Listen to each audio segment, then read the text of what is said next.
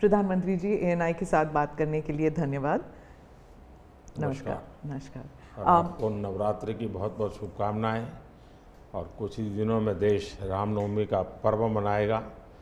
रामनवमी की बहुत बहुत शुभकामनाएं। आपको भी। मेरा पहला सवाल होगा ये कि आपने कई भाषणों में कहा है कि 2024 आपका लक्ष्य नहीं है, 2047 है।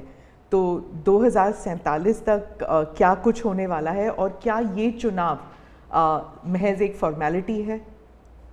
मैं समझता हूं कि 2047 को और 2024 दोनों को मिक्सअप नहीं करना चाहिए। दो अलग चीज़ें हैं। जब देश आज़ादी के 75 साल अमृत महोत्सव मना रहा था, उसी समय मैंने ये विषय सबके सामने रखना शुरू किया था, आज से 1-2 साल पहले। और मैं ये कहता था कि 2047 देश की आज़ादी के 100 साल होंगे। स्वाभाविक रूप से ऐसे जो माइलस्टोन होते हैं वो एक प्रकार से नया उत्साह भरते हैं, नए संकल्प के लिए व्यक्ति को तैयार करते हैं। और उस अर्थ में मेरा मत था कि एक मौका है, 75 साल पर हम खड़े हैं, 100 साल पहुंचने वाले हैं। इस 25 साल का सर्वाधिक उपयोग कैसे करें? हर इंस्टीट्यूशन, हर कोई अपना एक लक्ष्य बनाए। भाई मैं अपना गांव का प्रधान हूं, 2047 तक मेरे गांव में इतना तो मैं करूंगा। आरबीआई को मैं कार्यक्रम में भी गया, 90 साल का उनका कहा। तो मैंने कहा कि 10 साल बहुत महत्वपूर्ण है, आपके 100 साल होंगे, इस पर अभी से सोचिए। तो मेरे मन में 2047 ये भारत की आज़ादी के 100 साल और देश में एक प्रेरणा जगनी चाहिए। और आज़ादी के 100 साल अपने आप एक बहुत इंस्पिरेशन है, किसी व्यक्ति की जरूरत नहीं है। तो एक पार्ट तो वो है। दूसरा है 2024। 2024 ये चुनाव का हमारा जो क्रम है 5 साल का, उसके हिसाब से वो आया हुआ क्रम है। और मैं मानता हूँ कि चुनाव ऑल टुगेदर डिफरेंट थिंग है। एक तरफ इस चुनाव में आप देखते हैं, लोकतंत्र में चुनाव को हमने लाइट नहीं लेना चाहिए। ये एक बहुत बड़ा महापर्व है और इसलिए मेरा तो मत है कि उत्सव के रूप में मनाना चाहिए। उससे जैसे स्पोर्ट्स, उसका जब फेस्टिवल होता है, स्पोर्ट्स के इवेंट होते हैं, वो स्पोर्ट्समैन स्पिरिट को पैदा करते हैं। प्रतिस्पर्धा भी। जब खेल का मैदान होता है तो देखने वाले, खेलने वाले, स्पोर्ट्समैन स्पिरिट का एक एनवायरनमेंट क्रिएट होता है जो हमारे संस्कार बन जाते हैं। चुनाव का ये माहौल अगर हम उत्सव में पलट दें, लोकोत्सव बना दें, तो हमारी रगों में, डेमोक्रेसी आने वाली पीढ़ियों के रगों में वो संस्कार बन जाती है। और लोकतंत्र के लिए बहुत आवश्यक है कि लोकतंत्र ये सिर्फ संविधान की सीमाओं में नहीं बंधना चाहिए, हमारी रगों में होना चाहिए, हमारे संस्कार में होना चाहिए। और उस अर्थ में मैं 2024 को देखता हूँ। ये बात सही है कि हमारा 25 साल का विजन, और उसमें मैंने बहुत काम किया है। और ये आज कर रहा हूँ ऐसा नहीं है। शायद मैं जब गुजरात में था तब भी इन दिशा में सोचता था। अब देखिए 2024 का चुनाव तो देश के सामने एक अवसर है कि एक कांग्रेस सरकार का मॉडल और एक बीजेपी सरकार का मॉडल, उनका 5-6 दशक का काम, मैं उनके लिए बहुत खुला मैदान छोड़ता हूँ। 5-6 दशक का काम और मेरा सिर्फ 10 साल का काम। कंपैरिजन कीजिए, किसी भी क्षेत्र में कंपैरिजन कीजिए, अगर कुछ कमियां होगी तो भी हमारी एफर्ट्स में कमी नहीं रही होगी। दूसरा, मुझे 10 साल में 2 साल तो कोविड की लड़ाई में जाना पड़ा, और आफ्टर इफेक्ट भी बहुत था। फिर भी आज हम कंपैरेटिवली देश को स्पीड कहो, स्केल कहो, सर्वांगीण विकास की बात करें तो वो कहें, सर्वसमावेशक विकास की बात कहें तो वो देखें, हर पैरामीटर पे आपको कांग्रेस के मॉडल से एक ऐसा मॉडल नजर आ रहा है कि हाँ, इस रास्ते पर हम चलेंगे इतनी गति से, और गति और बढ़ानी है मुझे। अगले टर्म में गति भी बढ़ानी है और स्केल भी बढ़ाना है, तो वो तो मेरा लक्ष्य ही है। दूसरा, आप देखेंगे कि जब देश चलाने की देशवासी जिम्मेवारी देते हैं तो आपका सिंगल माइंडेड फोकस होना चाहिए। देश के लोग दुर्भाग्य से पहले की राजनीतिक कल्चर ने परिवार को कैसे मजबूत बनाना, परिवार की जड़ों को कोई उखाड़ न दे, उसी में शक्ति लगाते रहे। जबकि मैं देश मजबूत इसी एक लक्ष्य को लेकर के काम कर रहा हूँ। मेरी सरकार पूरी उस लक्ष्य को लेकर काम रही है। और जब देश मजबूत होता है तो हर कोई उसका बेनिफिशियरी संतोष अनुभव करता है। हाँ यार, कुछ तो हो रहा है, मेहनत तो कर रहा है, ईमानदारी से कर रहा है, इन चीज़ों का इम्पैक्ट होता है। तो 2024 ये चुनाव है और चुनाव का मैदान है, तो हम एक अपने ट्रैक रिकॉर्ड को लेकर के गए हैं और वे अपने ट्रैक रिकॉर्ड को लेकर के आए हैं। अब प्रधानमंत्री जी, आपने दो चीज़ों का जिक्र किया जिसके बारे में पूछना चाहूँगी। एक तो वो जब आरबीआई में जब आपने कहा 2014 विजन वगैरह की बात कर रहे थे, तो जब आप कहते हैं कि ट्रेलर है, आपके स्पीचेस में कहते हैं अभी तो ट्रेलर है, मैं बहुत कुछ करने वाला हूँ, तो एक कस्बा होता है जो थोड़ा नर्वस हो जाता है कि करने क्या वाले हैं मोदी जी। एक वो नर्वस होते हैं, जो दूसरी जिनका विश्वास आप पर पूर्ण तरह है, वो सोचते हैं कि हाँ अभी और काम बाकी है और मोदी जी उसे अंजाम देने वाले हैं। तो दोनों के लिए आप अगर हमें बताएं कि विजन क्या है कि 2047 तक किस तरह ये विजन सक्सेसफुल होगा, क्या आपका गेम प्लान है? जब मैं कहता हूँ कि मेरे मन में बहुत बड़े बड़े प्लान है और उसके लिए बहुत बड़े बड़े फैसले हैं, किसी को डरने की ज़रूरत नहीं है। मेरे निर्णय किसी को डराने के लिए नहीं है, किसी को दबाने के लिए भी नहीं है। मेरे निर्णय देश के सर्वांगीण विकास के लिए है,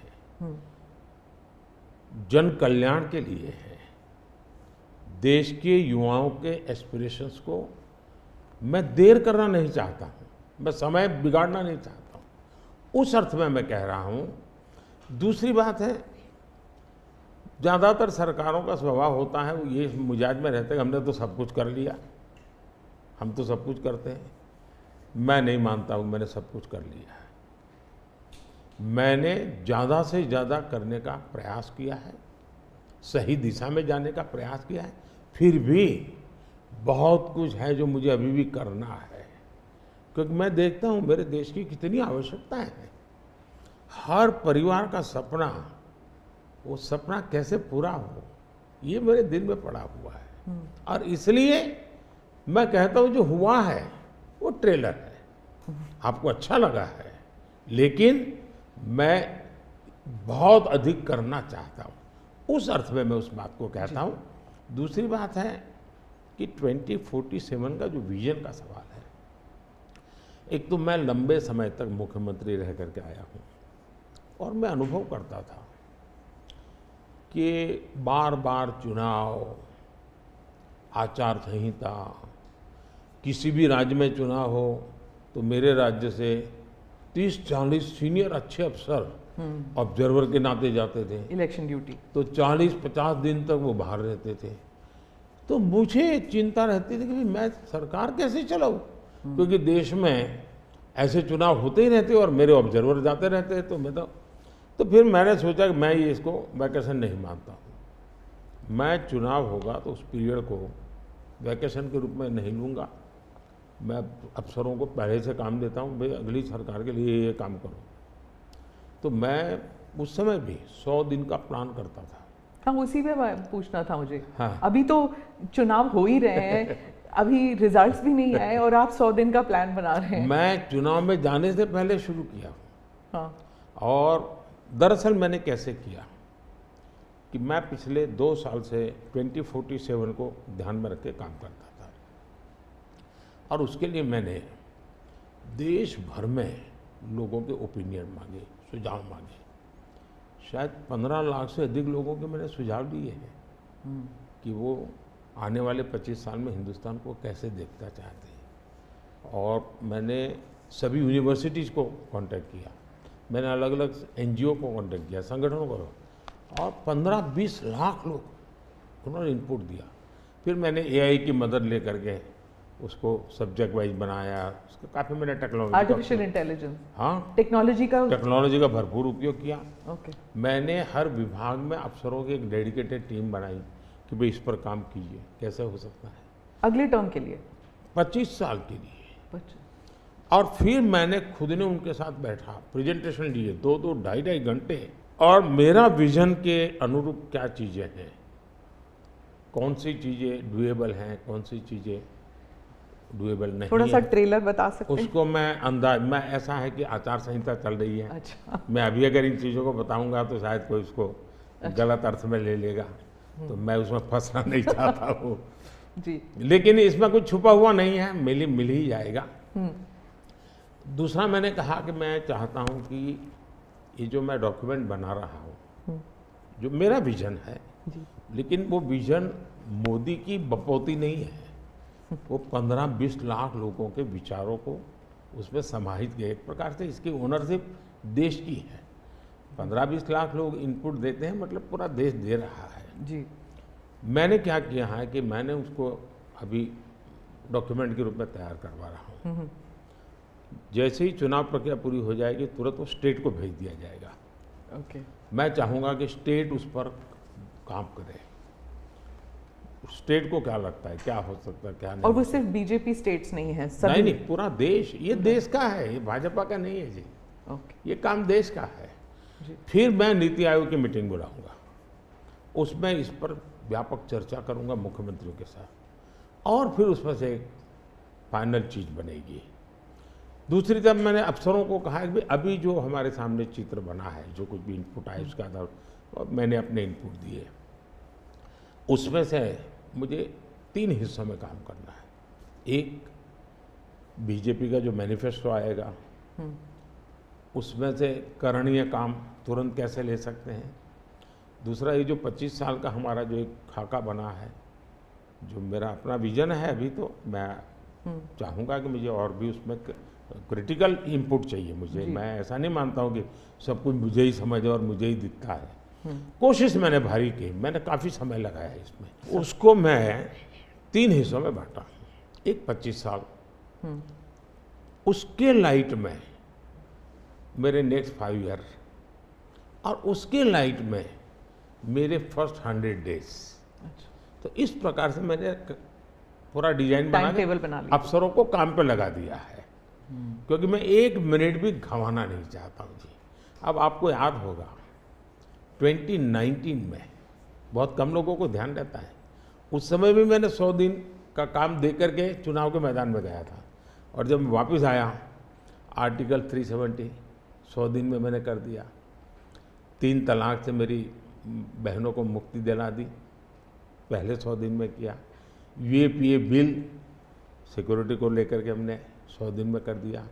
बैंकों का मर्जर बहुत बड़ा काम था, हमने 100 दिन में किया। इतना ही नहीं, पशु का टीकाकरण, ये कोविड के टीकाकरण की इतनी चल रहा है ना, मैं देश में पहली बार करीब 15,000 करोड़ रुपया लगा करके पशुओं के टीकाकरण का बड़ा अभियान चला रहा हूँ, और मैंने 19 में पहले 100 दिन में किया था। तो मैं 100 दिन का क्या काम करना वो हैफाजत नहीं करता, मैं बिल्कुल प्लानिंग करके उसको आधार पर आगे चलाता हूँ। मोदी जी, आपने एक टर्म कॉइन किया है जो बहुत ही लोकप्रिय हो गया है, मोदी की गारंटी। अब चुनाव के वक्त कई लोग कह रहे हैं कि क्या उम्मीदवार जो है वो नॉट इम्पॉर्टेंट है। वोट तो सिर्फ मोदी जी को जा रहा है क्योंकि मोदी जी की गारंटी है।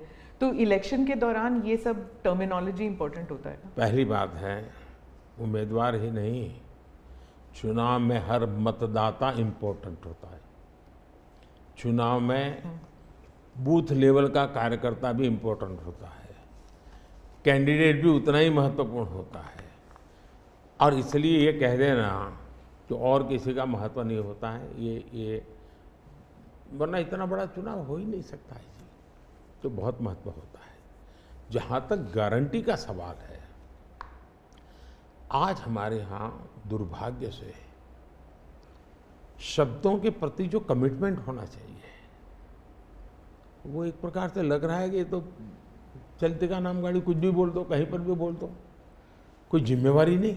अब आप देखा होगा इन दिनों एक नेताजी के पुराने ढेर सारे वीडियो बाजार में घूम रहे हैं और उनके एक विचार से दूसरा विचार कितना कॉन्ट्राडिक्टरी है। अब लोग एक साथ देखते होगा, अरे ये आदमी इतना हमें मूर्ख बनाता था, हमारी आंख में धूल झोंकता। अभी मैंने एक नेता का भाषण सुना, उन्होंने कहा एक झटके में मैं गरीबी हटा दूंगा। अब जिनको 5-5, 6-6 दशक देश का राज करने को मिला, वो जब आज कहेंगे कि मैं एक झटके में गरीबी हटा दूंगा, तो देश सोचता है ये क्या बोल रहे हैं जी। तो मुझे लगता है पॉलिटिकल लीडरशिप की क्वेश्चनेबल होती जा रही है। ऐसे में प्राण जाए और वचन न जाए,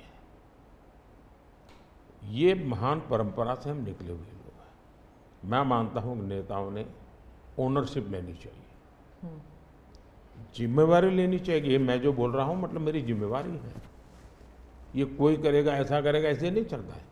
और उसमें से मैंने बल दिया है गारंटी का।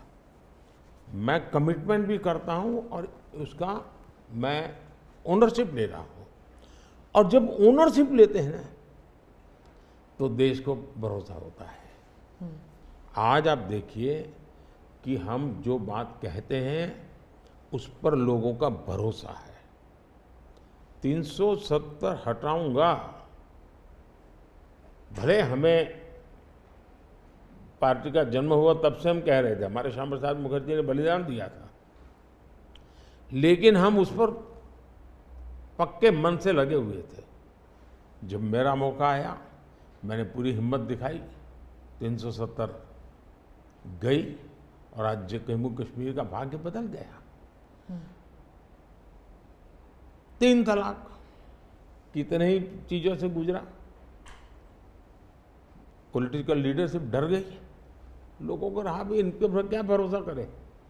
ये तो एक बार एक बोलते दूसरा, लोगों का भरोसा तब बनता है, कहेगा यार ये खुद खड़े रहेंगे, ये खड़े रहेंगे।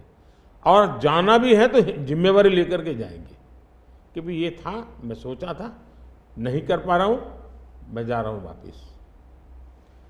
लेकिन भरोसा बहुत बड़ी ताकत होती है और भारत जैसे देश में ये भरोसा को मैं अपनी जिम्मेवारी मानता हूं और इसलिए मैं बार बार गारंटी ये कहता हूं। मोदी जी, आप भरोसे की बात करते हैं, जब भी हमारे कैमरा टीम्स जहाँ भी जाते हैं वो सब यही कहते हैं कि जो मतदाता हो या कैंडिडेट हो, वो सब यही बात करते हैं, मोदी पर भरोसा। तो have we come to this situation जहाँ पे पहले बोला जाता था कि Indira is India, India is Indira, और अब है मोदी इज़ भारत, भारत इज़ मोदी। क्या उस लेवल पर पहुँच गए हैं? ऐसा है कि देश ये कहता है, और जो मैं खुद भी फील करता हूँ, कि ये माँ भारती का बेटा है, ये माँ भारती का संतान है।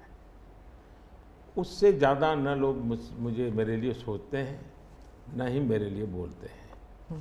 भारत माँ का संतान है, माँ की सेवा कर रहा है, तो इतना ही बहुत है। मैं राम मंदिर प्राण प्रतिष्ठा की बात करती हूँ। इसको एक राजनीतिक रंग नहीं चढ़ना चाहिए था, लेकिन हो गया है। और जब इलेक्शंस आ गए हैं तो फिर चाहे ऑपोजिशन हो या बीजेपी हो, एक दूसरे पर आरोप लगाते हैं, तुम पापी तुम पापी। कांग्रेस कहती है कि इसका राजनीतिकरण बीजेपी ने किया इसलिए वो पापी हैं, बीजेपी कहती है कि न्योता देने के बावजूद आप प्राण प्रतिष्ठा में आए नहीं इसलिए आप पापी हैं। तो इसे आप कैसे देखते हैं? पहली बात है कि इसका राजनीतिकरण किसने किया, और इसको आज की घटनाओं से मत, जब हमारा जन्म भी नहीं हुआ था, हमारी पार्टी पैदा भी नहीं हुई थी, उस समय अदालत में ये मामला निपटाया जा सकता था, समस्या का समाधान हो सकता था। भारत विभाजन हुआ तो विभाजन के समय ये तय कर सकते हैं चलो भाई इतनी इतनी चीज़ें ऐसा कर लो, वो नहीं किया गया। क्यों? कि एक ऐसा हथियार हाथ में है जो हथियार वोट बैंक पॉलिटिक्स के लिए मजबूती का एक दांव है, इसलिए उसको पकड़ के रखा गया और बार बार उसको भड़काया गया। अब जब ये अदालत के अंदर मामला चल रहा था, अदालत में अभी जजमेंट ना आए वहां तक कोशिश की गई। न्यायिक प्रक्रिया से होना चाहिए तो हमारा संविधान हमें कहता है और सरकार की तो जिम्मेवारी है, लेकिन उसमें भी अड़ंगे डालना, ये क्यों? क्योंकि उनके लिए ये राजनीतिक हथियार था, ऐसे लोगों के लिए। और देखिए राम मंदिर का, ऐसे लोग हैं राम मंदिर कर रहे हैं, तुम्हें मार देंगे, ऐसा करके वोट बैंक बनाने का एक तरीका था। अब हुआ क्या, राम मंदिर बन गया तो उनके हाथ से वो मुद्दा ही चला गया। अब वो किसी को डरा नहीं पा रहे हैं, राम मंदिर आ जाएगा, आ गया, कुछ नहीं हुआ, आग नहीं लगी कोई। दूसरा इनकी प्रकृति, आप सोमनाथ मंदिर से लेकर के अब तक की घटनाएं देखिए, वे भारत की मूलभूत आस्थाएं, भारत का मूलभूत जो पिंड है उसके प्रति नेगेटिविटी लेकर के ही देश में वो अपनी बात है। अब सोमनाथ मंदिर को क्या प्रॉब्लम था, सरदार पटेल थे, डॉक्टर राजेंद्र बाबू को जाना था, वहां तो न जनसंघ था, न भाजपा था, न आरएसएस थी, न कोई लड़ाई थी, लेकिन उन्होंने मना कर दिया जाने। वो जो नेहरू जी की जो चिट्ठी थी, हाँ, जो भी है। अब ये और वो परंपरा आज भी चल रही है कि प्राण प्रतिष्ठा का निमंत्रण मिले और आप उसको ठुकरा दें। सचमुच में तो आपको गर्व होना चाहिए कि ये राम मंदिर निर्माण करने वाले जो भी लोग हैं जिन्होंने संघर्ष भी किया है, वे आपके सारे पाप भूल करके, सारे आपके गुनाह भूल करके घर में आकर के आपको इनवाइट कर रहे हैं और नए से व्यवहार शुरू करना चाहते हैं। आप उसको भी उस पुराने मिजाज से ठुकरा दे, तब लगता है कि आपके लिए वोट बैंक एक बहुत बड़ी आपकी मजबूरी है, और उस वोट बैंक के चलते इस प्रकार की चीज़ें होती रहती। और ये किसी को नीचा दिखाना, किसी का अपमान करना, ये अपना अधिकार मानते हैं। और मैं कभी कभी कहता हूँ ये तो नामदार है, हम तो कामदार है। अब मैं नॉर्थ ईस्ट जाऊँ, वहाँ के लोग कोई कपड़े पहना दे, मैं पहनता हूँ, उसकी भी मजाक उड़ाना, यानी हर चीज़ की। मैं तमिलनाडु जाऊँ, लुंगी पहनूँ, तो उनको लगता है देखो ये कर रहा है, वो कर रहा है। मैं हैरान हूँ जी, इतनी नफरत लोकतंत्र में नहीं होती है, नहीं होनी चाहिए। देखिए हमारे लिए, मैं मानता हूँ ये न राजनीति का विषय हम लोगों के लिए है, न होना चाहिए और न कभी होगा। हमारे लिए एक जबरदस्त आस्था का विषय है जी। और ये कोई प्रभु राम का संबंध कोई मेरे कारखाने में नहीं आया जी, हजारों साल से, और दुनिया के अनेक देशों में है। जब ये राम मंदिर का निमंत्रण देने के लिए ट्रस्ट के लोग मुझे आए, उन्होंने ठुकरा दिया। मैं सोचने लगा इतना बड़ा मुझे दायित्व दिया जा रहा है, मैं अपने आप को योग्य क्या कैसे करूं, अपने आप को योग्य कैसे बनाऊं। तो मैंने कुछ लोगों की एडवाइस ली, कुछ संतों की, कुछ जानकार लोगों की, मेरी स्पिरिचुअल लाइफ से जुड़े हुए कुछ लोगों को मैंने पूछा कि भाई मैं इसको एक प्रधानमंत्री के रूप में इस कार्यक्रम को नहीं लेता हूँ, एक राम भक्त के रूप में करना चाहता हूँ, मुझे क्या करना। उसमें से मुझे सुझाव आया, तो सुझाव तो बहुत, लेकिन मैंने फिर कुछ अध्ययन भी किया और मैंने मनोमन तय किया कि मैं 11 दिन का अनुष्ठान करूँगा। और मैं ज़मीन पे सोता था, नारियल के पानी पर रहता था, और तय किया मैं कि प्रभु राम जहाँ जहाँ गए थे उसमें जहाँ भी मैं जा सकता हूँ जाने का प्रयास करूँगा। और वहाँ मैं अपना, जब मैं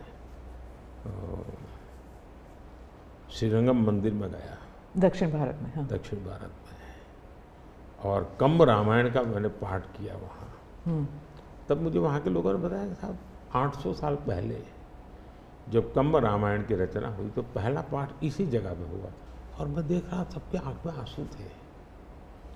ये जो मैंने अनुभूति की है साउथ में खास करके, यहाँ बैठे हुए लोगों को अंदाज नहीं आएगा जी कि क्या भक्ति है, क्या आस्था है और कितनी पवित्रता है उसमें।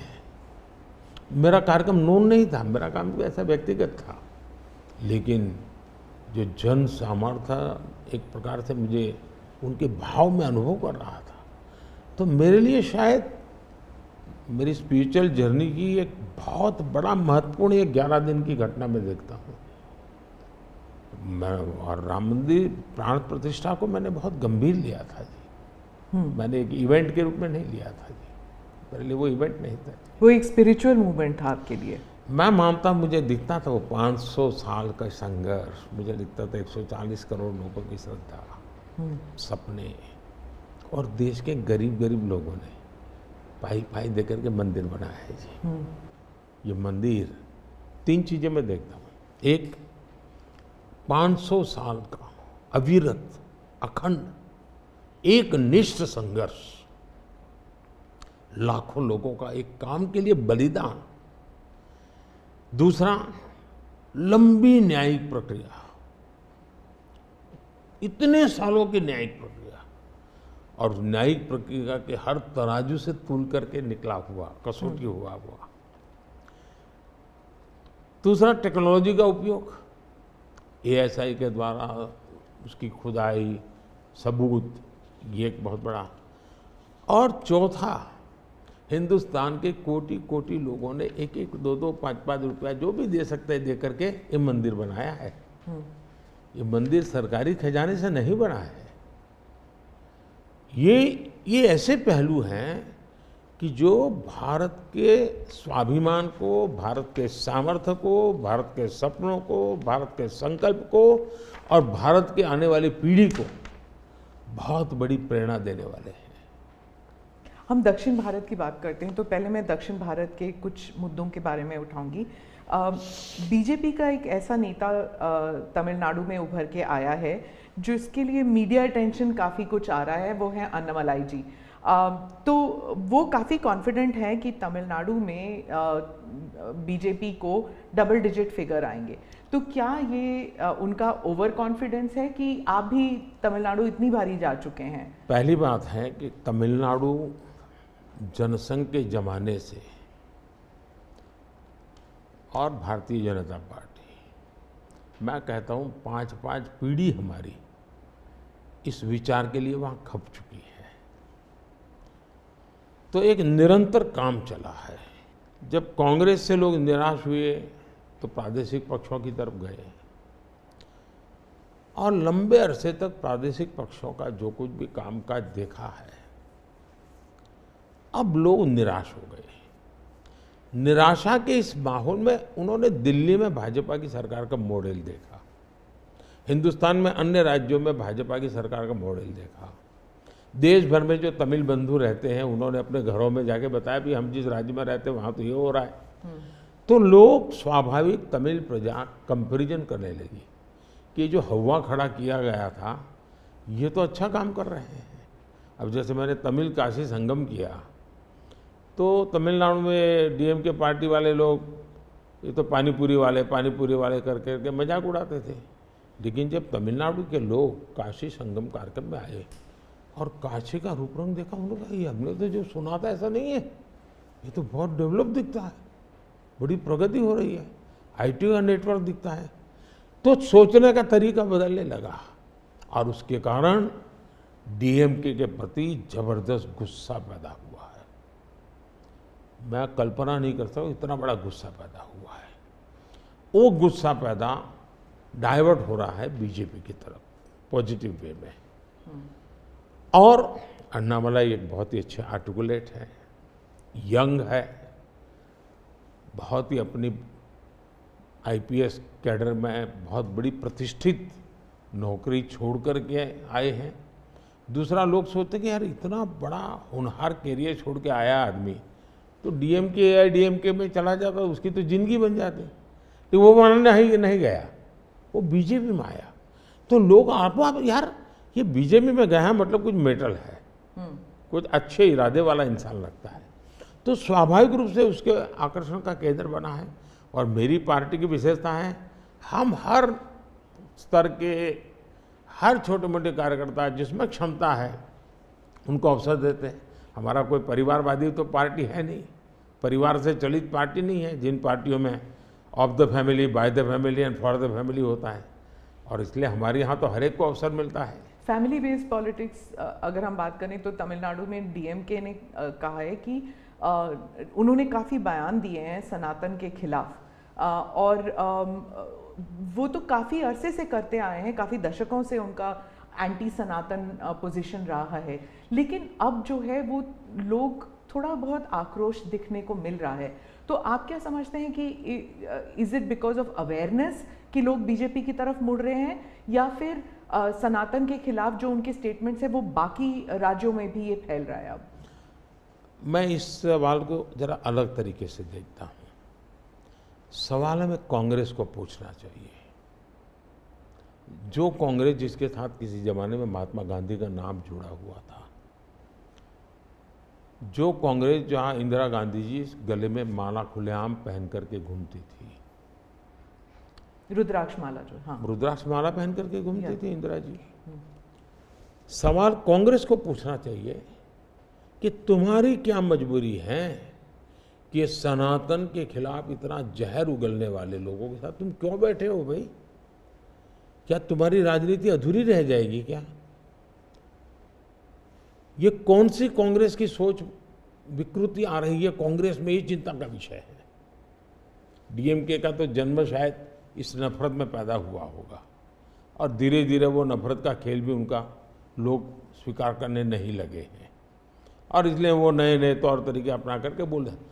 प्रश्न उनका नहीं है, प्रश्न कांग्रेस जैसी पार्टी का है कि उसने अपना मूल कैरेक्टर गंवा दिया है क्या?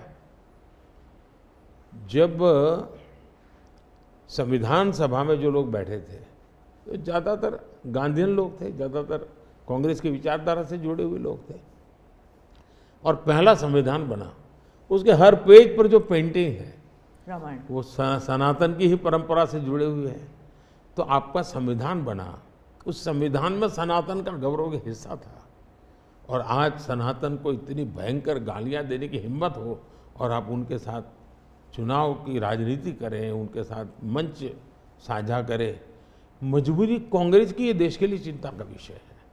और जो तमिलनाडु के मुख्यमंत्री और कुछ और दक्षिण के मंत्री हैं, मुख्यमंत्री हैं, वो कहते हैं कि जो दक्षिण है वो अलग इकाई है, उत्तर अलग इकाई है, दक्षिण भारत और उत्तर भारत, और बीजेपी जो है वो दक्षिण भारत में सेंध नहीं कर सकती। राहुल गांधी ने तो संसद में भी कहा था कि आप अगर पूर्व से देखें, बंगाल से देखें, उड़ीसा, आंध्र प्रदेश, तेलंगाना, तमिलनाडु, केरल तक जाएं, पूरे उस एरिया में बीजेपी सेंध नहीं कर पाएगी।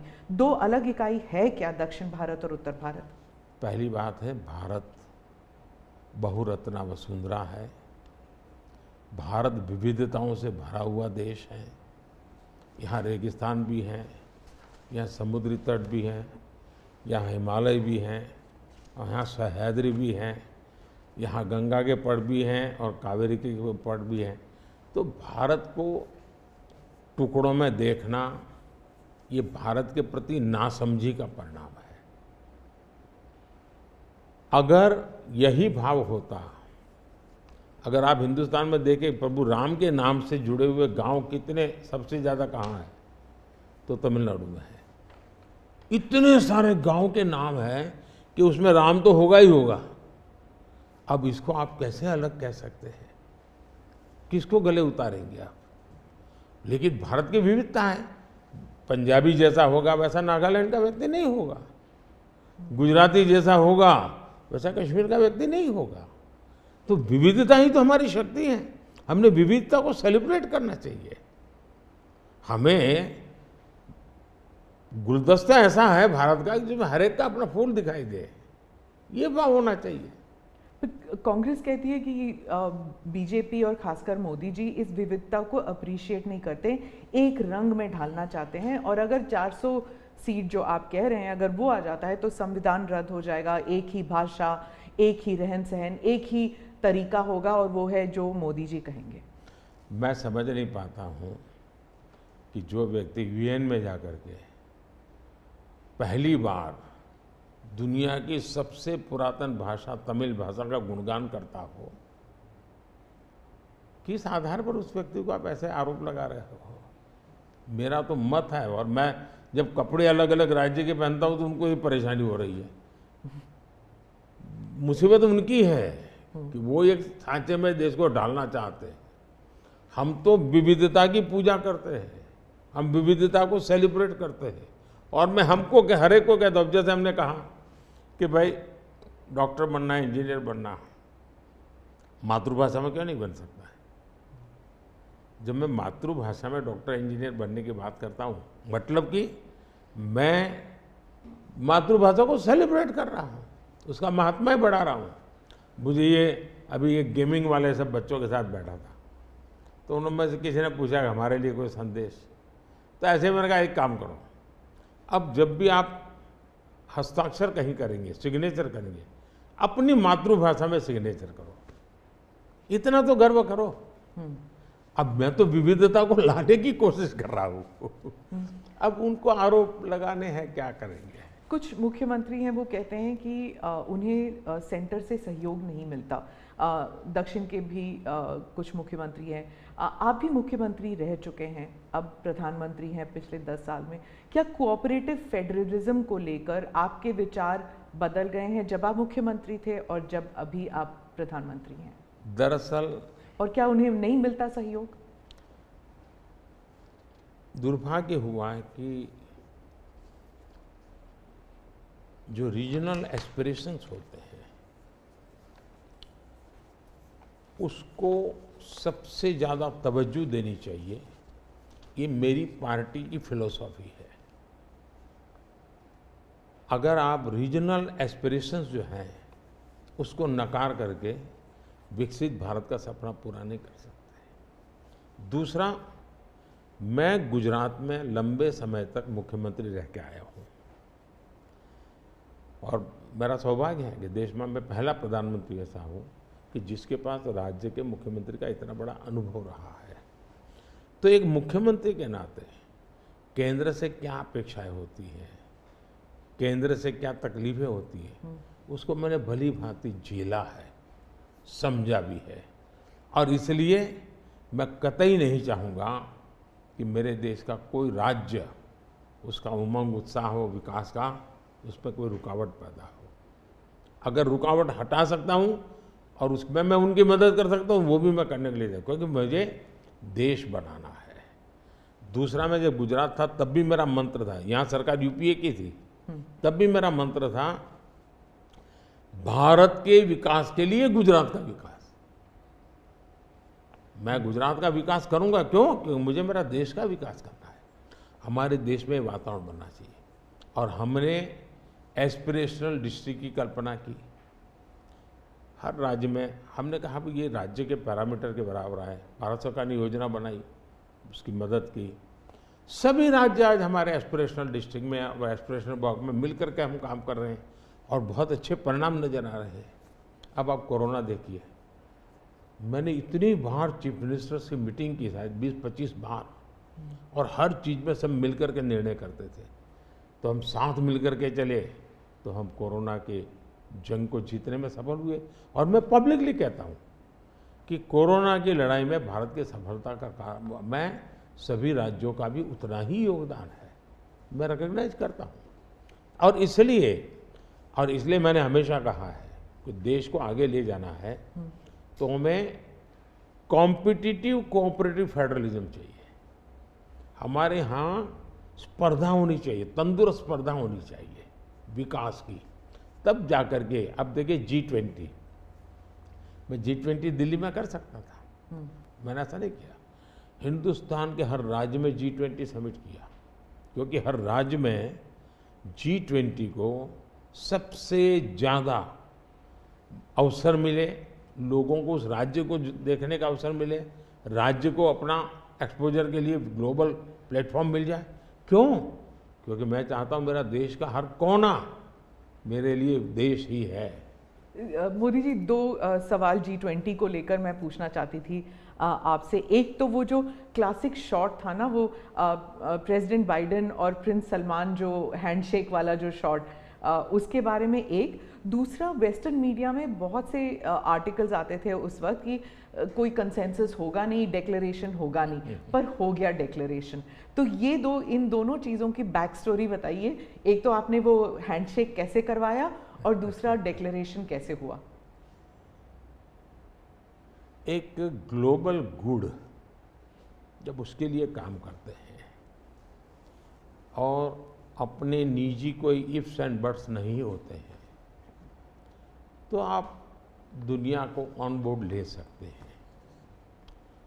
और मेरी कोशिश ये थी कि मुझे बताइए भाई, आखिरकार ये G8 और G20 पैदा कैसा हुआ, जिन मुद्दों को लेकर के पैदा हुआ तो उस मुद्दों से हटना नहीं चाहिए। और उसमें सब मेरे से कन्विंस हुए, सब लोग कन्विंस हुए। कुछ लोगों से मुझे व्यक्तिगत बातचीत करने की ज़रूरत थी, मैंने वो भी किया। कुछ शब्दों की किसी के आग्रह रहते थे, उनको मैंने समझाने का प्रयास किया।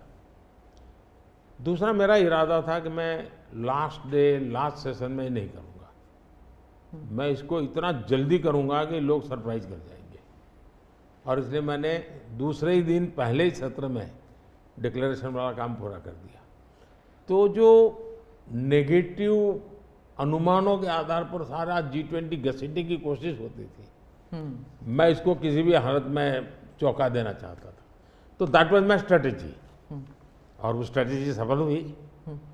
और मुझे खुशी है, जहाँ तक दुनिया के उन देशों को क्यों लाए साथ, कैसे लाए। देखिए, सिल्क रूट की चर्चा हम बहुत समय से सुनते आए हैं। सिल्क रूट किसने बनाया, कैसे बना, कोई हिस्ट्री अवेलेबल नहीं है। तो सिल्क रूट चल पड़ा और यानी इवॉल्व हुआ धीरे धीरे। हम लोगों ने ये जो IMEC की दिशा में हम गए हैं, ये बहुत बड़ा गेम चेंजर बनने वाला है। और आने वाले हजारों साल उसका इम्पैक्ट है। जैसा सिल्क रूट का इम्पैक्ट हजारों साल रहा, वैसा इसको इम्पैक्ट रहने वाला है। और उसमें मैं सबको विश्वास हुआ कि भाई हाँ, ये तरीका है। उसमें गल्फ कंट्रीज का भी पॉजिटिव और प्रोएक्टिव रोल था। भारत ने एक अच्छी भूमिका निभाने का भारत को अवसर मिला। US, यूरोप हमारे साथ थे, और सबको लगा कि एक कॉन्क्रीट पॉजिटिव आउटकम निकलेगा, तो हम उसको लेकर के मिलते थे। तो उसमें था कि सऊदी किंग और प्रेसिडेंट बाइडेन और दोनों के साथ मेरी अच्छी मित्रता है, तो मैं किसी का भी हाथ भी पकड़ सकता हूँ, किसी की बात भी कर सकता हूँ। पर्सनालिटी पॉलिटिक्स भी आता है ना, क्योंकि देखिए आप कि अगर हम विदेश नीति की बात करें तो खाड़ी के साथ जो हमारे रिश्ते बेहतर हुए हैं, उसके लिए बहुत से लोग कहते हैं कि it is because of your personal intervention, आपको सम्मान भी दिया गया था वहाँ पर। तो चाहे ईस्ट एशिया हो या वेस्ट एशिया हो, इसमें पर्सनालिटी पॉलिटिक्स कहाँ तक इम्पोर्टेंट है कि आप उनके जो राष्ट्रपति हैं या प्रधानमंत्री हैं, उनके साथ आपका वाइबिंग होता है, आप उनके साथ बातचीत करते हैं और वो फिल्टर डाउन होता है, फिर कहाँ तक इसमें पर्सनालिटी पॉलिटिक्स भी है? मैं समझता हूँ कि इसके अलग अलग व्यू हो सकते हैं और सब सही हो सकते हैं। एक मत स्ट्रॉन्ग है कि पर्सनालिटी कल्ट या पर्सनल रिलेशन, ये बहुत ज़्यादा इन चीज़ों में नहीं डाले थे। एक मत है, स्ट्रॉन्ग मत है। मुझे लगता है कि हमारी डिप्लोमेसी अगर प्रोटोकॉल में फंसी रहेगी तो हम परफॉर्म नहीं कर पाएंगे। डिप्लोमेसी की ताकत भी इनफॉर्मल में भी है, प्रोटोकॉल में ही ऐसा नहीं है। प्रोटोकॉल में ज़्यादा पोजीशनिंग होता है, पहले कौन आएगा, पहले कौन हाथ मिलाएगा वगैरह, उसी में समय जाता है। तो मैंने शुरू से देखा कि भाई जैसे मेरी शपथ हुआ था, बड़ा इंटरेस्टिंग है, मैंने तय किया कि मैं सार्क देशों को 2014 की शपथ में। हाँ 2000 पहली बार में पहली बार। सार्क देशों को बनाने का मेरे मन में विचार आया। और उसके पीछे कारण ये था क्योंकि मेरा चुनाव प्रचार में मुझ पर आरोप एक ही था कि ये मोदी जो कि राज्य से आया है, ये देश की राजनीति क्या समझेगा, विदेश नीति क्या समझेगा, ये तो डुबो देगा। ये चुनाव प्रचार का मेरा खिलाफ के जो मुद्दे थे उसमें एक बड़ा महत्वपूर्ण मुद्दा था, सब लोग मेरी मजाक उड़ाते थे। तो मुझे लगा इनको एक ही एक्शन से मुझे जवाब दे देना चाहिए, बोलने की जरूरत नहीं है। पहले दिन से। तो मैंने शपथ समारोह में सार्क देशों को बुलाया। उसके पहले मैंने बैक चैनल से उन सबसे सहमति ले ली थी, ऐसा तो नहीं हो सकता कि कोई, और सब लोग आए। मेरा शपथ हुआ, फॉरेन मिनिस्टर अभी तो हमारा बना भी नहीं था, और मैं इन सारी चीज़ों से बिल्कुल नया था, बिल्कुल अनभिज्ञ था, लेकिन बायलैटरल सबके साथ होना था। जब हम लोग हैदराबाद हाउस में गए तो मुझे समझाया सब प्रोटोकॉल वालों को, सब ऐसा होगा, वो आएंगे, आप ऐसा कहेंगे सर। जब समय हुआ आना से, मैंने कहा ऐसा करो मैं बाहर जाता हूँ उनको लेने के लिए। तो सारी सिस्टम हिल गई थी कि यार अपने प्रधानमंत्री गेट पर जाएंगे। सारी मेरी एमईए की प्रोटोकॉल की जो दुनिया थी ना, उसके लिए वो पहला ही दिन बड़ा गजब होता, और मेरे लिए वो एक एक्शन सारे मेरे दरवाजे खोल दिए थे। और इसलिए मैं प्रोटोकॉल में बंधने के बजाय परफॉर्मेंस पर फोकस करके डिप्लोमेसी के लेवल को शिफ्ट करने का प्रयास किया, और उसमें मुझे सफलता मिली है। President Obama, president Biden, president Trump, इन तीनों के साथ आपने काम किया हुआ है, और इंडिया यूएस रिलेशंस एक अपवर्ड ट्रैजेक्टरी पे हैं। लेकिन बहुत से मुल्क हैं जो भारत की अपवर्ड ट्रैजेक्टरी से परेशान होते हैं। ये इट इज़ अंडरस्टूड कि ये है, जैसे कि चाइना, क्योंकि वो दे यूज टू थिंक कि ग्रुप ऑफ टू होगा, एक तरफ चाइना, एक तरफ अमेरिका, मतलब दो पावर सेंटर्स होंगे। तो मैं सिर्फ उदाहरण के लिए चाइना दे रही हूँ, लेकिन हमारे इर्द गिर्द जो मुल्क हैं वो भी थोड़े असमंजस में है कि ये भारत की ट्रैजेक्टरी इतनी ऊपर इतनी जल्दी जा रही है। क्या हम अपने नेबरहुड को अपनी सक्सेस स्टोरी का हिस्सा नहीं बना सकते? अच्छा सवाल आपने पूछा। हमारी डे वन से पॉलिसी है, एक नेबर फर्स्ट, दूसरा एक्ट ईस्ट। तो जो हमारे ईस्टर्न पार्ट के, जो हमारे आसियान कंट्री के देश हैं, उसमें हमने एक्ट ईस्ट पॉलिसी लिया है, यहाँ नेबरहुड फर्स्ट। तो ये हमारा डे वन से हमारे देश की भी पॉलिसी है और हमारी भी पॉलिसी है। पहले लूकैस था, मैंने आकर के उसको एक्ट ईस्ट कहा। लेकिन इसमें दूसरा, आज दुनिया के सैकड़ों मील दूर भी कोई देश है, उनको लगता है कि भारत की प्रगति में हमारा कोई बेनिफिट है, तो पड़ोसी क्यों नहीं देखेगा? आज पड़ोसी सबसे ज़्यादा खुश हैं क्योंकि भारत उनके सबसे, अब जैसे कोविड के कालखंड में कोई पड़ोसी देश ऐसा नहीं है कि जिसकी हमने मदद नहीं की हो। नेचुरल कैलेमिटी, कोई ऐसा देश नहीं है। अब जब नेपाल में भूकंप आया, फर्स्ट रिस्पॉन्डर हम थे। श्रीलंका में बहुत बड़ा क्राइसिस आया, उस क्राइसिस के समय सबसे ज़्यादा उनको मुसीबत में से बाहर निकालने का कोई काम किया है तो हिंदुस्तान ने किया, और पब्लिकली वो रिकग्नाइज करते, इसको कहते हैं। और इसलिए मैं तो दूसरा अनुभव कर रहा हूँ, वो हमसे बहुत अपेक्षाएं करते हैं, और पॉजिटिव अर्थ में मैं कहता हूँ, अच्छे रूप में देखते हैं। और भारत ने भी कहा है कि भाई हम हमारे सभी देशों को, पड़ोसियों को शक्तिशाली और समृद्ध देखना चाहते हैं। आपने दोस्ती का हाथ बढ़ाया था 2014 से ही पाकिस्तान, चाइना के साथ भी ऐसे किया था। लेकिन जब आप सक्सेस स्टोरी या अपने नेबरहुड फर्स्ट की बात करते हैं तो पाकिस्तान, चाइना, मालदीव्स ये भी आते हैं, और यहाँ पर कटाक्ष है अगर आप बात करें तो। इसके लिए सुधार उसमें उनकी अंदरूनी राजनीति महत्वपूर्ण है। भारत और उन देशों का संबंधों से ज़्यादा उनका इंटरनल पॉलिटिक्स के लिए कुछ चीज़ें जरूरी है। जी, विदेशी मीडिया जो है वो हमेशा कहती है कि Modi is the most popular prime minister in India. वो इस बारे में कोई दो राय नहीं है, लेकिन ये भी कहती है कि a strong Modi means democracy start sliding. मतलब लोकतंत्र के लिए खतरा है अगर मोदी जी और स्ट्रॉन्ग हो जाएंगे, लेकिन भारत में कुछ और ही है। वो वही रेटिंग्स, वही एजेंसीज कहते हैं कि लोग जो हैं वो खुश हैं कि मोदी जी अगर स्ट्रॉन्ग हो जाएं, तो उन्हीं के रेटिंग्स ये कहते हैं। आप इस बारे में क्या कहेंगे? पहली बात है कि उनकी टर्मिनोलॉजी क्या है और उनके इस कंक्लूजन पर आने का आधार क्या है, ये अपने आप में एक रिसर्च का विषय है। लेकिन मैं ये समझ नहीं पाता हूँ कि जिस देश में 6 लाख पंचायतें चुने हुए लोगों से चलती हो, दुनिया में कोई देश ऐसा है कि जहाँ 6 लाख पंचायतें और नियमित रूप से चुनाव जहाँ होते हैं, इतने राज्य, अनेक पार्टियों की सरकारें, हमारे देश में शायद ही कोई ऐसी पॉलिटिकल पार्टी होगी जो कहीं सत्ता में ना हो। तो ये सब होने के बावजूद अगर ये कहना कि सर्वसत्ताधीश कोई बन रहा है, तो ये तो मुझे लगता है उनको जानकारियों का अभाव है।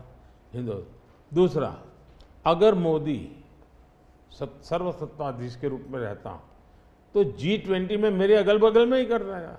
मैंने तो राज्यों के पास, क्योंकि डेमोक्रेटिक कैरेक्टर है ये हमारा। मोदी जी एक, मैं मदर ऑफ डेमोक्रेसी इसकी दुनिया में गुंज कर रहा हूँ, तो उनको क्वेश्चन हो रहा है, क्योंकि वो अभी भी स्वीकारने को तैयार नहीं कि भारत मदर ऑफ डेमोक्रेसी है। हाँ, एक सवाल था, यूक्रेन में जब युद्ध चल रहा था तो भारत के जो वहाँ पर छात्र थे उन्हें सुरक्षित रूप से वापस भारत लाया गया। ये एक दिल हिलाने वाला किस्सा था। इसमें आपने हॉस्टिलिटीज़ रोकने के लिए पर्सनल हस्तक्षेप किया था, पर्सनल इंटरवेंशन किया था, ये सुनने में आया है। तो इसके बारे में कुछ बताएंगे? देखिए, यूक्रेन की चर्चा जरा ज़्यादा हुई खिलाफ, लेकिन मैं 14 से लेकर ऐसी कई घटनाएं हैं। अगर आपने एक सुषमा स्वराज जी का एक इंटरव्यू है, आप देखिए कि कैसे यमन में से हमने हिंदुस्तान के लोगों को लाए, और सऊदी किंग के साथ मैंने बात कर करके उनसे कहा, भाई मुझे वहाँ यमन से लोगों को लाना है, तो आपका बॉम्बार्डिंग चल रहा है, हम कर नहीं पा रहे हैं, मुझे कैसे मदद करेंगे? तो उन्होंने कहा कुछ समझ लीजिए मुझे।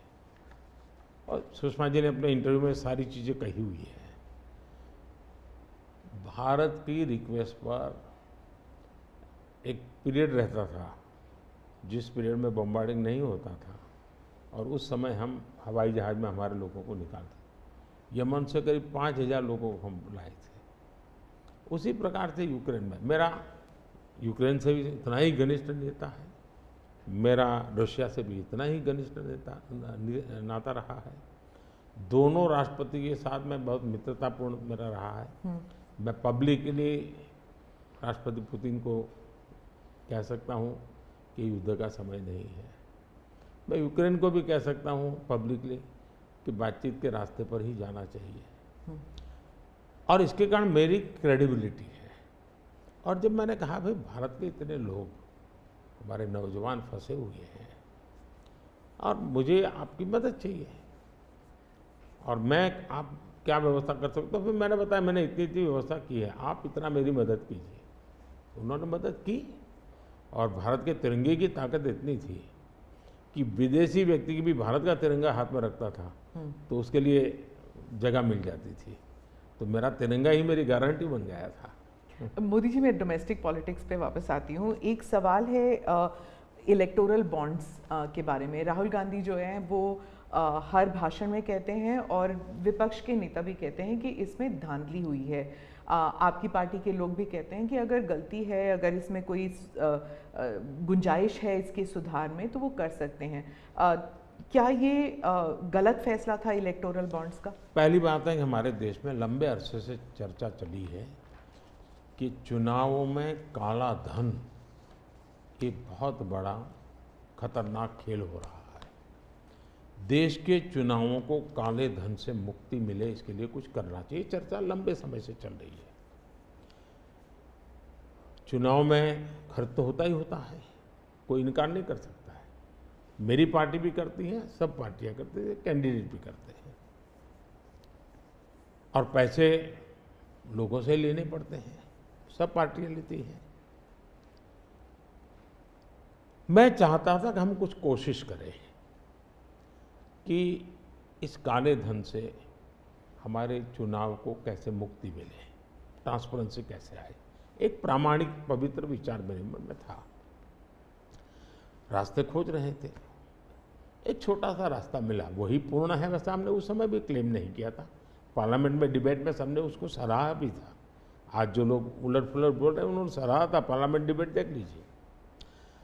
हमने कैसे कैसे काम किया, जैसे 1000 और 2000 के नोट खत्म कर दिए। चुनाव में वही बड़े बड़ी मात्रा में ट्रैवलिंग करते हैं, क्यों कि ये काला धन खत्म हो। हमने, सुप्रीम कोर्ट ने कहा था कि 20,000 रुपये तक पॉलिटिकल पार्टियां कैश ले सकती हैं। मैंने कानून बनाकर, नियम बना करके 20,000 को 2,500 कर दिया। क्यों? क्योंकि मैं नहीं चाहता था कि ये कैश वाला कारोबार चले। फिर मैंने कहा है कि इलेक्टोरल बॉन्ड, कि जो पार्टी अपना सीक्रेसी मेंटेन करना चाहती है। होता था क्या, जैसे हम पहले बीजेपी में चेक से पैसा लेंगे तय किया, तो सब व्यापारी लोग हमें आकर के कहें साहब हम चेक से दे ही नहीं सकते। हमने कहा क्यों नहीं दे सकते? बोले हम चेक से देंगे तो हमें लिखना पड़ेगा, हम लिखेंगे तो जो सरकार है वो देखेगी कि ये विपक्ष को इतना पैसा दिया, तो हमें तो वो परेशान करेंगे। तो बोले हम तो पैसे देने के लिए तैयार है लेकिन चेक से नहीं देंगे। तो मुझे याद है हमारे 90 के दशक में जो चुनाव में हमको बड़ी दिक्कत आई थी, पैसे नहीं थे हमारे पास, और हम नियम लगा के बैठे थे कि हम चेक से लेंगे। देने वाले देने को तैयार थे, चेक से देने की उनकी हिम्मत नहीं थी। तो ये सारी चीज़ों का मुझे पता था। तो मैंने कहा भाई, तो हमने कहा भाई ऐसा है, अब देखिए इलेक्टोरल बॉन्ड न होते तो किस व्यवस्था में ताकत है वो ढूंढ के निकालते कि पैसा कहाँ से आया और कहाँ गया। ये तो इलेक्टोरल बॉन्ड की सक्सेस स्टोरी है कि इलेक्टोरल बॉन्ड थे तो आपको ट्रेल मिल रहा है मनी का, कि किस कंपनी ने दिया, कैसे दिया, कहाँ दिया। अब उसमें अच्छा हुआ बुरा हुआ वो विवाद का विषय हो सकता है, इसकी चर्चा हो। मुझे जो चिंता है वो, मैं ये कभी नहीं कहता हूँ निर्णय में कोई कमी नहीं होती है, निर्णय तो चर्चा कर सीखते हैं, सुधारते हैं। इसमें भी सुधार के लिए बहुत संभावना है, लेकिन आज हम पूरी तरह काले धन की तरफ देश को धकेल दिया है। और इसलिए मैं कहता हूँ सब लोग पछताएंगे, जब बाद में ईमानदारी से सोचेंगे सब लोग पछताएंगे। अब देखिए इलेक्टोरल बॉन्ड का भी विशेषता थी, कैसा झूठ चल रहा है। कुल देश में 3,000 कंपनियों ने इलेक्टोरल बॉन्ड दिए हैं। उसमें 3,000 में 26 कंपनियां ऐसी हैं जिन पर कार्रवाई हुई है।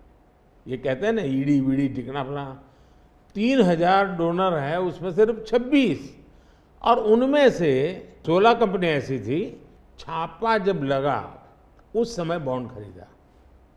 कोई जोड़ सकता है इसको, अगर बॉन्ड खरीदा, लोग ये जोड़ रहे हैं, उसकी विशेषता ये है कि ये जो 16 कंपनियों ने बॉन्ड खरीदा उसमें से 37 पैसा अमाउंट बीजेपी को डोनेशन में मिली।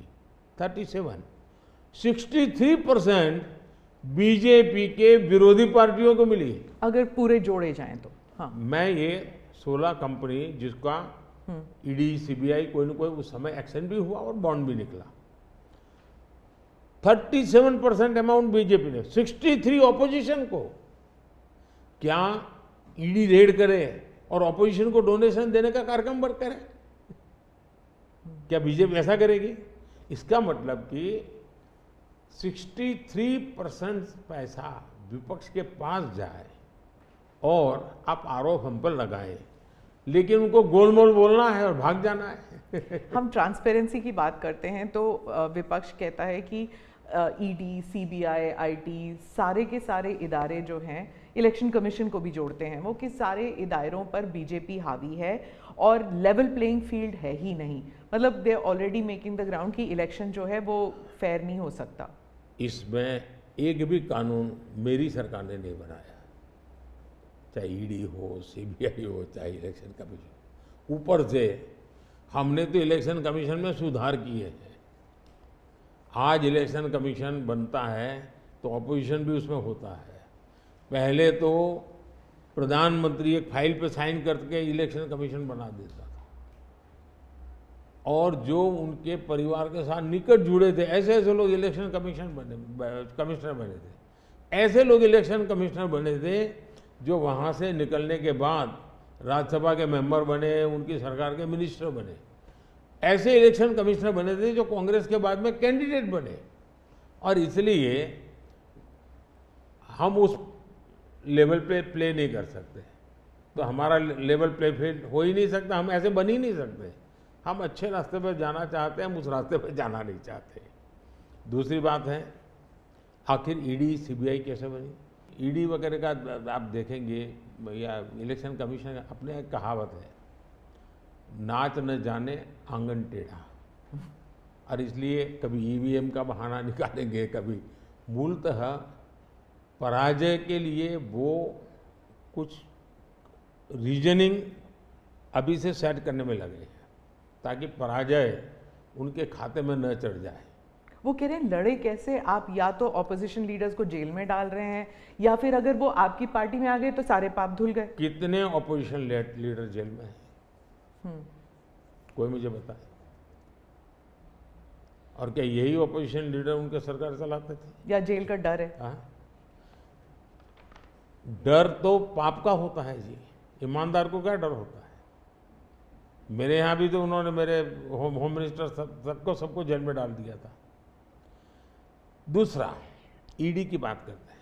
आप गुजरात के बारे में कह रहे हैं जब आप मुख्यमंत्री? हाँ, मैं मुख्यमंत्री था। अच्छा, जो ईडी की बात करते हैं, ईडी ने जितने केसेस किए ना, उसमें से सिर्फ, देश को समझना, सिर्फ 3% ही पॉलिटिकल लोग इन्वॉल्व है जिन पर एक केस हुए हैं। 97% जिनका राजनीति से कोई लेना देना नहीं, ऐसे लोगों है को हुआ है जो कोई ड्रग माफिया है, कुछ अफसर हैं जो करप्शन करते हैं, कुछ अफसर हैं जो बेनामी संपत्ति बना के बैठे हुए हैं। 97% केस उन पर हुए हैं, जेलों में वो लोग गए हैं। अच्छा, मजा देखिए, ईडी एक स्वतंत्र संस्था को काम कर देना चाहिए, नहीं करने देना चाहिए? बनाई क्यों भाई? 2014 से पहले ये संपत्ति अटैच करने का ईडी को अधिकार है। 2014 से पहले उन्होंने सिर्फ 5,000 करोड़ रुपए की संपत्ति अटैच की। कौन रोकता था ईडी को भाई? और किसके लाभ में कहता? मेरे कालखंड में गलत काम करने वालों की 1 लाख करोड़ रुपए की संपत्ति अटैच हुई है। क्या ये देश की जनता का पैसा नहीं है? दूसरा आंकड़ा तो आप और हैरान हो जाओगे।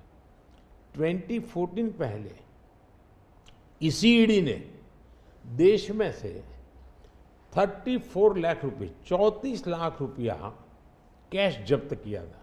मतलब कि स्कूल बैग में आ जाए इतना पैसा, स्कूल बैग में आ जाए। पिछले 10 साल में हमने 2,200 करोड़ रुपया कैश जब्त किया है, 2,200 करोड़ रुपया कैश जब्त किया है।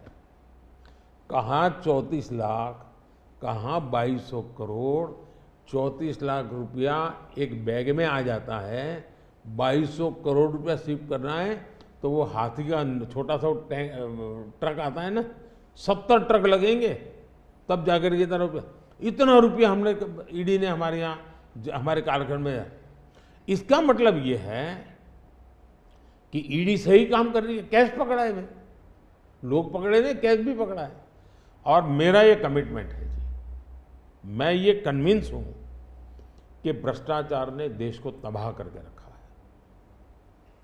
हमें देश में से भ्रष्टाचार के खिलाफ लड़ाई लड़नी चाहिए, पूरी ताकत से लड़नी चाहिए, और ये मेरा व्यक्तिगत रूप से मेरा ये कन्विक्शन बना हुआ है। एक सवाल आर्थिक इशू पर है कि जब इलॉन मस्क भारत आने वाले हैं और वो जब आपसे अमेरिका में मिले थे तो उन्होंने कहा था वो आपके प्रशंसक हैं, he is a fan of yours. क्या हम भारत में टेस्ला कार, स्टारलिंक ये सब देखेंगे? और इससे जुड़ा एक सवाल था कि क्या जब ऐसे कंपनीज भारत में आएंगे तो क्या नौकरियां बढ़ेंगी? क्योंकि बहुत से लोग चाहते हैं कि, और थोड़ा भय भी है कि जब ये इंटरनेशनल कंपनीज भारत आएंगी तो क्या भारत में नौकरियां होंगी, नहीं होंगी? इन दोनों पर पूछना चाहती हूँ मैं। देखिए, पहली बात है, एलन मस्क मोदी के प्रशंसक है, वो अपनी जगह पे है, मूलतः वो भारत के प्रशंसक है। और मैं अभी उनको मिला ऐसा नहीं, मैं 2015 में उनकी फैक्ट्री देखने गया था, वो कहीं बाहर थे, तो स्पेशली अपने सारे कार्यक्रम कैंसिल करके वो वापस आए, मुझे सब चीज़ें खुद ने अपनी फैक्ट्री में दिखाई और उनका विजन क्या है वो मैं उनसे समझा। मैं अभी गया तो दोबारा भी उनसे मिला था और अभी वो भारत आने वाले भी हैं। देखिए, भारत में पिछले 10 साल में दुनिया भर से हर क्षेत्र में पूंजी निवेश हो रहा है। अब हमारा ईवी मार्केट, इलेक्ट्रिक व्हीकल का मार्केट कितना बड़ा बना है, आपको जानकर के हैरानी होगी कि कितना बदलाव आया है, लोग पकड़ नहीं पाते। 2014-15 में हमारे देश में 2000 इलेक्ट्रिक व्हीकल थे, 2000 बिके थे। 14-15 में 2000 इलेक्ट्रिक व्हीकल बिके थे। 2023-24 में 12 लाख इलेक्ट्रिक व्हीकल बिके हैं। कहा 2000 और कहा 12 लाख। इसका मतलब इतना बड़ा चार्जिंग स्टेशन का नेटवर्क बना है, पर्यावरण को बहुत बड़ी मदद मिली है। यानी एक प्रकार से, और उसको लेकर के हमने आप एक पॉलिसी का रूप दिया है। हमने दुनिया को कहा कि भाई भारत बहुत तेज़ी से ईवी पे जा रहा है, मैन्युफैक्चरिंग करना चाहते वो आना चाहे आइए। इतना ही नहीं, मैं चाहता हूँ हिंदुस्तान में निवेश आना चाहिए, क्योंकि भारत में वो चीज़ें जिसमें भले पैसा किसी का भी लगा हो, पसीना मेरे देश का लगना चाहिए, उसके अंदर सुगंध मेरे देश की मिट्टी की आनी चाहिए, ताकि मेरे देश के नौजवानों को रोजगार मिले। और मैं उसके लिए, आप देखिए, गूगल उसका बड़ा काम यहाँ कर रहा है, सैमसंग यहाँ पर आया, एप्पल बहुत बड़ी मात्रा में यहाँ पर आया। हमारे यहाँ बड़ोदरा के अंदर एयरक्राफ्ट मैन्युफैक्चरिंग के लिए काम शुरू हुआ, सेमीकंडक्टर के लिए अभी तो ताइवान के एक लीडर का बड़ा अच्छा बयान भी आया। यानी हम हर क्षेत्र में चाहते हैं कि लोग टेक्नोलॉजी ट्रांसफ़र करें, हम चाहते हैं कि लोग पूंजी निवेश करें, हम चाहते हैं कि हमारे देश के नौजवानों को रोजगार मिले। मैं ये अब मुझे मंजूर नहीं है कि मेरा देश के गेहूं बाहर जाए और ब्रेड में बाहर से लूँ। मैं ऐसा नहीं चलाऊँगा। जो भी करूँगा मेरे देश में करूँगा, मेरे देश के नौजवानों के लिए करूँगा, और मैं इसके लिए नीतियाँ भी बनाता हूँ, हिम्मत के साथ बनाता हूँ, और लोग आ भी रहे हैं, भरोसा कर रहे हैं। प्रधानमंत्री जी, अंत में 2 सवाल पूछना चाहूँगी। एक तो फर्स्ट टाइम वोटर्स, पहले बार जो मतदान करने वाले हैं, उनके लिए आपका क्या संदेश है? और दूसरा, जो ईमानदार मध्यम वर्गीय करदाता है, honest middle class tax payer, millions are there, तो उनके लिए वो क्या उम्मीद कर सकते हैं मोदी 3.0? देखिए, मैं जो विकसित भारत की बात करता हूँ, उसके साथ साइमल्टेनियस किसका भविष्य जुड़ा हुआ है? जो आज 20 साल का, 22 साल का है, वो 2047 में है, उसकी पूर्ण जिंदगी का एक कालखंड है एक प्रकार से, तब वो 40, 45, 50 का होगा। मतलब ये भारत के विकसित भारत बनने की प्रक्रिया और उसकी जिंदगी की प्रक्रिया दोनों साथ है, गोल्डन अपॉर्चुनिटी है उसके साथ।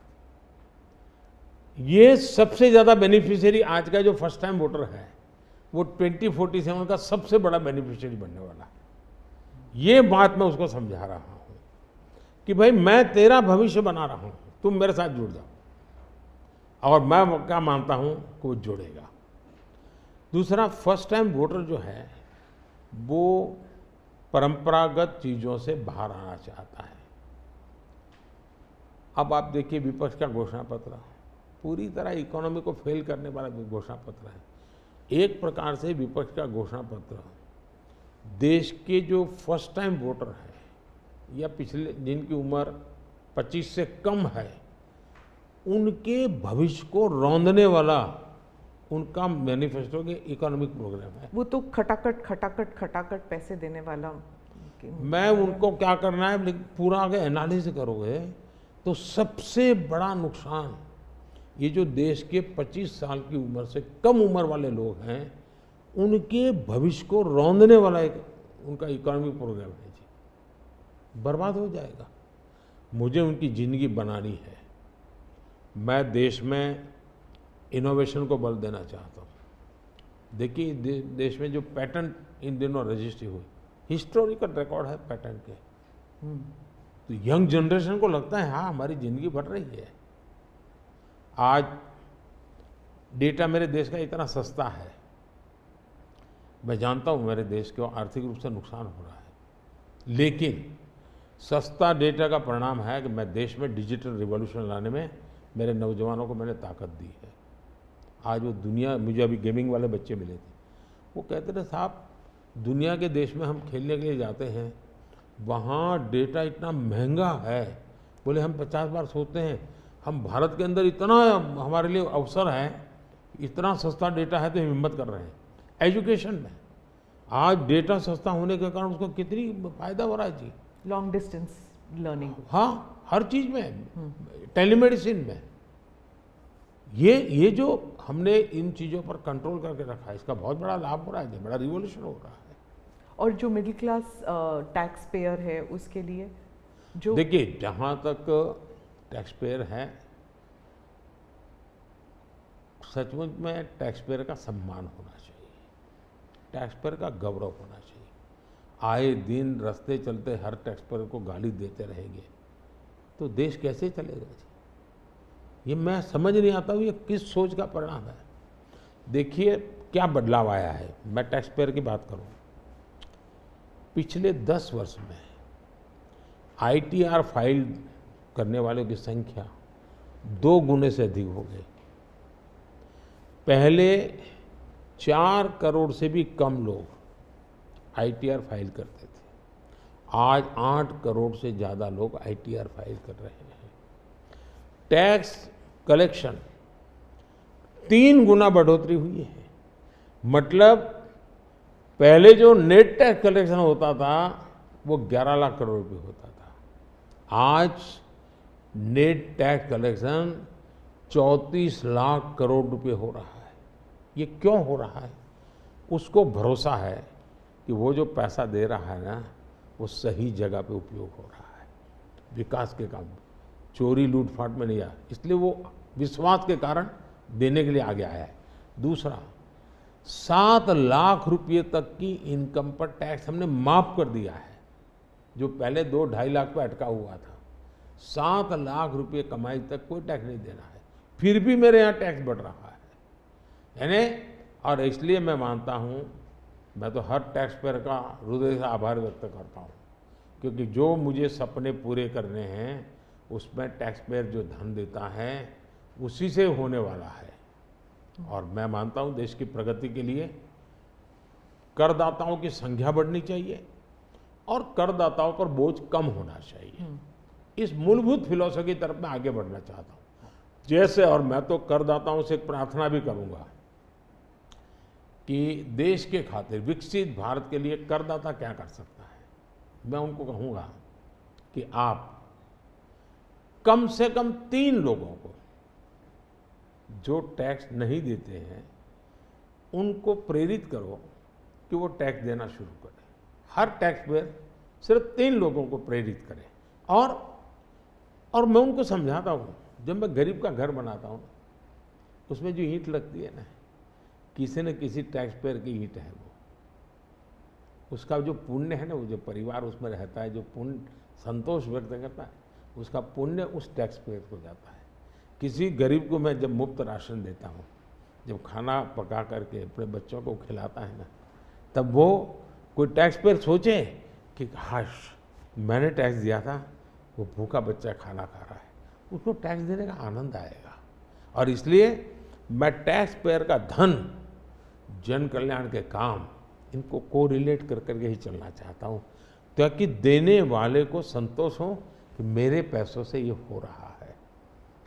ये बहुत बड़ी आवश्यकता है। और मैं बार बार कहता हूँ कि ये जो गरीब के घर की थाली है ना, उसका संतोष का जो पुण्य है ना, उसका हकदार कोई है तो देश का टैक्स पेयर है। मोदी जी, चुनाव के दौरान आपने वक्त निकाला और हमसे इतनी सारी बातें की, उसके लिए धन्यवाद। बहुत बहुत धन्यवाद आपको। और मेरे देशवासियों से ये फर्स्ट टाइम वोटर्स को मेरी अपील है कि देश के नाम वोट कीजिए। मैं उनको कोई राजनीतिक वोट के लिए नहीं कह रहा, देश के नाम वोट कीजिए। खुद का आने वाला 25 साल के भविष्य के लिए वोट करें, ये मैं उनसे आग्रह करूंगा। दूसरा, मैं देशवासियों का कहूँगा, मैं सभी पॉलिटिकल पार्टी के वर्कर्स को भी कहना चाहूँगा कि गर्मी बहुत है, धूप में सभी पार्टी के वर्कर दौड़ रहे हैं। मैं सभी पार्टी के वर्कर को कहूँगा, बहुत पानी पीजिए, बहुत पानी पीजिए, दौड़िए, बहुत दौड़िए, लेकिन पानी बहुत पीजिए, ताकि इस धूप में, इस गर्मी में मतदाताओं को भी कहूँगा कि इतनी ही धूप क्यों ना हो, आप मतदान अवश्य करें। हो सके तो सुबह जल्दी जल्दी मतदान कीजिए। ये और लोकतंत्र के उत्सव के रूप में चुनाव को मनाएं, यही मेरी प्रार्थना होगी देशवासियों को। अगली चुनाव सर्दियों में कीजिएगा और 1 नेशन 1 इलेक्शन वाला। आपने सही मुद्दा उठाया। 1 नेशन 1 इलेक्शन हमारा एक कमिटमेंट है। हमने पार्लियामेंट में भी बोला हुआ है, हमने कमेटी भी बनाई थी, कमेटी का रिपोर्ट भी आया है। तो 1 नेशन 1 इलेक्शन के संबंध में देश में बहुत लोग ऑन बोर्ड आए हैं, सभी दलों ने, बहुत लोगों ने इसमें जो कमेटी को अपना सुझाव दिए हैं, बहुत ही पॉजिटिव सुझाव आए हैं और बड़े इनोवेटिव सुझाव आए हैं। और देश का बहुत बड़ा लाभ होगा अगर हम इस रिपोर्ट को लागू करवा पाते हैं तो। जी, धन्यवाद मोदी। नमस्कार, थैंक यू।